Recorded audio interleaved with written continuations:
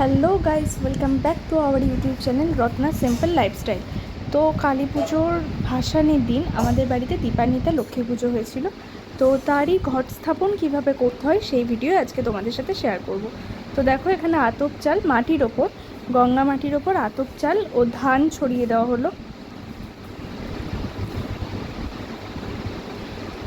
এবার জল ভর্তি খড়টা নিয়ে আসা হলো, তার উপর স্থাপন করা হলো উলুর ধ্বনির সাথে। এই ঘটের ওপর স্বস্তিক চিহ্ন আঁকা রয়েছে সিঁদুর দিয়ে।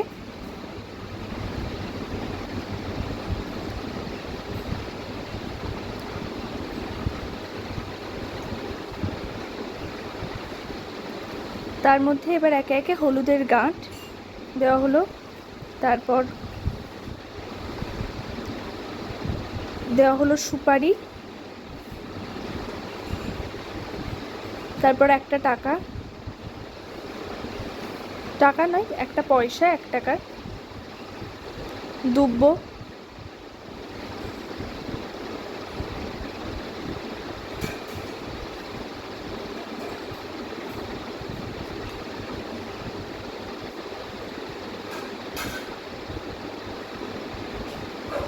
এবার তারপর তোমরা চাইলে আসলে যে আম গাছের আম্রপল্লব হয় সেটাও দিতে পারো। আমার কাছে আসল আম্রপল্লব ছিল না, তাই আমি পেতলেরটাই ব্যবহার করেছি। এর ওপর একটি পানের পাতা, তাতে সিঁদুর লাগানো, এবং তার উপর কলাতেও সিঁদুর লাগানো থাকে, এবং তার উপর নতুন একটি গামছা দিয়ে ঘট স্থাপন করা হয়।